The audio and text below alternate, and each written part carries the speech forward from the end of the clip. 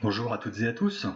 Je fais cette petite vidéo suite aux deux photos que vous voyez sur l'écran que j'ai postées cette nuit sur certains groupes Facebook dédiés à l'astronomie. Et puis surtout suite aux réactions de certaines personnes qui étaient surprises parce que elles ont le même matériel que moi visiblement, mais elles n'obtiennent pas le même résultat. Voilà, et donc ce que j'ai commencé à essayer d'expliquer, mais bon c'est un petit peu long, c'est que moi c'est pareil. Au départ, j'ai pas le résultat que vous voyez là. Il faut utiliser quelques logiciels, alors qui peuvent faire peur au départ parce qu'il y a beaucoup de paramètres, mais finalement on peut les utiliser en touchant à peu de choses pour obtenir ce résultat-là. Donc voilà, je vais essayer d'expliquer tout ça dans la vidéo qui suit. Donc pour ça, on va utiliser deux logiciels. Le logiciel PIPP, c'est le premier, puis ensuite le logiciel Registax. Et puis avant de commencer, je voudrais remercier deux personnes qui ont des chaînes YouTube passionnantes. C'est Laurent Oumar et Christophe de la Chapelle. Donc c'est la chaîne Astro et puis l'astronomie à la lunette, si mes souvenirs sont bons. Voilà, parce qu'en fait, j'ai tout appris grâce à leurs vidéos. Voilà, donc je tiens ici j'en profite pour les remercier en fait. Alors avant de commencer à montrer comment utiliser les logiciels, je vais juste présenter un petit peu le matériel et puis donner quelques conseils pour la prise de vue, puisque meilleure sera la prise de vue, meilleur sera le résultat des photos finales. Donc à gauche, moi j'ai un Dobson, voilà, donc la caractéristique c'est qu'il n'a pas de monture motorisée, donc il ne permet pas le suivi. Et puis donc j'ai un petit support là qui coûte pas très cher pour mettre le smartphone, pour que le smartphone soit solidaire à l'oculaire. Voilà, donc après il faut bien sûr un oculaire de la meilleure qualité possible, qui grossit le plus possible, mais en gardant une bonne qualité. Voilà, donc moi j'ai utilisé un Baader Hyperion 5 mm. Voilà, donc je commence par pointer. Alors déjà, je règle bien mon viseur sur une étoile bien brillante au choix, peu importe. Une fois que le viseur est bien réglé, je pointe sur. Alors là, comme Saturne et Jupiter, on les voit toutes les deux en même temps. Je commence par Jupiter parce qu'elle est un petit peu plus grosse et très lumineuse, donc elle est un peu plus facile à utiliser pour faire les réglages et la mise au point. Donc je pointe sur Jupiter, j'installe ensuite le support du smartphone, je revérifie que entre temps ma mise au point n'a pas bougé, et puis normalement sur le porte-oculaire au-dessus il y a une vis pour empêcher de modifier la mise au point, pour verrouiller la mise au point en fait. Donc voilà, je verrouille la mise au point. Ensuite, j'allume mon téléphone, je le mets sur la bonne application que je veux utiliser, et puis j'essaie de l'insérer dans le support en essayant de pas trop bouger. C'est en fait ça le plus difficile, puisqu'en fait dès qu'on touche au télescope, on dévie pas mal et on perd la planète dans le champ de l'oculaire. Donc voilà, j'installe le smartphone en supposant que je suis bien positionné devant l'oculaire. Donc là maintenant j'ai pris l'habitude avec les mains, j'arrive à avoir des repères qui me permettent de me dire que je suis pas trop loin, d'être en face de l'oculaire. Et puis ensuite c'est un aller-retour entre le viseur pour remettre la planète bien au centre du viseur, et qui donc théoriquement doit se trouver dans l'oculaire, et puis en rebougeant un petit peu le smartphone, en jouant un petit peu, on arrive au bout d'un moment, plus ou moins long, à avoir la planète sur l'écran. Voilà, donc une fois que ça c'est fait, je verrouille tout pour que ça bouge plus. Alors bien sûr ça bouge très vite, donc il faut toujours repositionner un petit peu le télescope pour garder la planète dans l'écran. Et puis j'essaie, alors parfois en grossissant un peu l'image sur le smartphone, j'essaie d'affiner la mise au point. Voilà, donc Donc on n'est jamais très sûr, hein, puisque l'image est bouge beaucoup, etc. Enfin, avec l'agitation de l'atmosphère, donc on n'est jamais sûr à 100%. Mais bon, voilà, au bout d'un moment, moi je considère que je dois être pas loin d'une très bonne mise au point. Et puis c'est là que j'utilise le téléphone, enfin le smartphone et l'appli notamment que je vous présente tout de suite. Alors, comme sur mon téléphone, le mode vidéo ne permet pas de régler la luminosité, les images sont trop lumineuses, donc on n'arrive pas à voir des détails. Donc du coup, j'ai téléchargé une autre appli, alors qui est payante si mes souvenirs sont bons, mais pas très cher, ça va être entre 3 et 5 euros.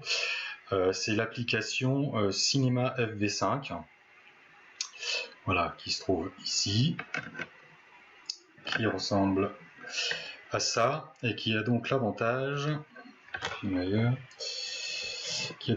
ici de pouvoir régler la sensibilité. Donc moi j'avais essayé 200, 400, 800, voilà, à voir en fonction de la qualité j'imagine, du capteur du téléphone, et puis qui permet également de faire, alors si je mets par exemple 400 là, de faire la mise au point manuelle. Voilà, donc on se met en mode manuel, MF, et ensuite, donc là vous n'allez pas le voir, mais c'est en faisant descendre et monter le doigt sur l'écran qu'on peut régler, voilà, comment dire, la mise au point. Voilà. Ici, vous voyez en haut à gauche, ça se déplace.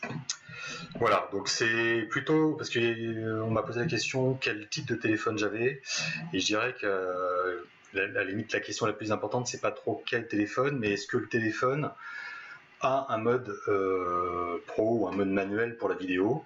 Et si c'est pas le cas, il faut essayer de trouver une appli soit gratuite, soit payante, sachant que c'est pas très cher, pour pouvoir régler, comment dire, manuellement certains paramètres. Alors j'ai oublié de dire tout à l'heure, quand on place le support du smartphone, pensez à le placer, puisqu'on va le faire en vidéo, donc pour avoir le plus de temps possible de traverser de la planète sur l'écran du téléphone, de le placer en mode paysage, hein, c'est-à-dire en position horizontale, parce que moi la première fois je l'avais fait comme quand je prends un selfie, comment dire, en vertical, donc du coup on a moins de temps de film. Donc voilà, bien penser à le positionner dès le départ en horizontal, parce qu'une fois qu'on a fait la mise au point, quand on se rend compte qu'on n'est pas dans le bon sens, on n'a pas envie de tout recommencer. Voilà. Donc, je vais vous montrer un petit peu ce qu'on obtient à la sortie brute, en fait, du téléphone. Donc voici à quoi ressemble. Donc je vais vous montrer que sur Saturne, hein, je ne vais pas faire les deux, mais voilà, donc Saturne. Et donc vous constatez que eh bien c'est flou, c'est pas très net, ça n'arrête pas de bouger.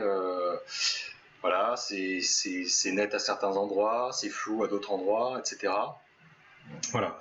Donc si je me contente, par exemple, de faire une pause et de prendre une capture de mon image là, le résultat est pas super flatteur. Voilà. Donc là, j'ai dû faire à 400 ISO pour que ce soit pas trop lumineux et pour qu'on aperçoive une petite bande au milieu là, et puis surtout la division Cassini, hein, qui est le petit trait noir qu'on aperçoit dans les anneaux. Voilà, qui divise en fait les anneaux en deux grands groupes, quoi. Voilà, donc j'ai cette petite vidéo qui me paraissait pas trop mal au niveau netteté, hein. Est-ce qu'il y a moyen de faire mieux? Je ne sais pas, peut-être. Alors avec d'autres conditions météo aussi, peut-être, un autre site, en montagne, avec un air très sec. Bon, moi je suis en Normandie, donc l'air est rarement sec. Donc voilà, il y a beaucoup d'agitation dans l'atmosphère.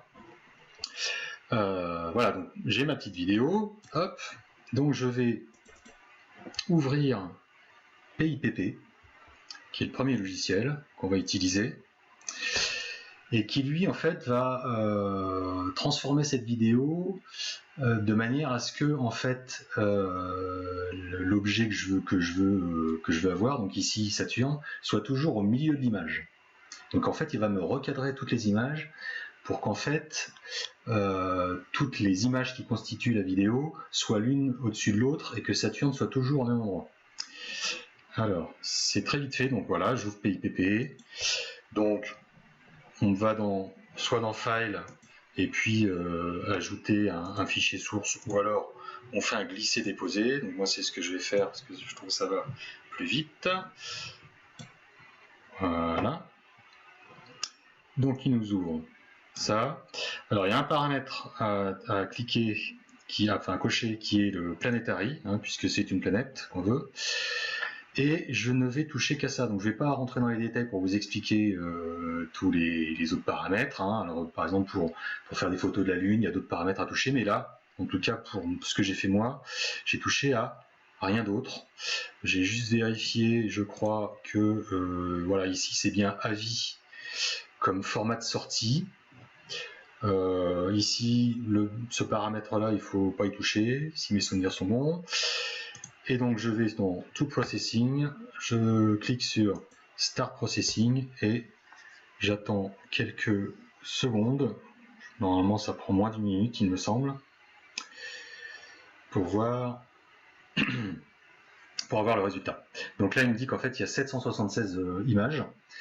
Et donc en fait voilà ce qui va se passer, c'est qu'ensuite on va utiliser un autre logiciel qui va nous sélectionner les meilleures images et qui va nous les empiler.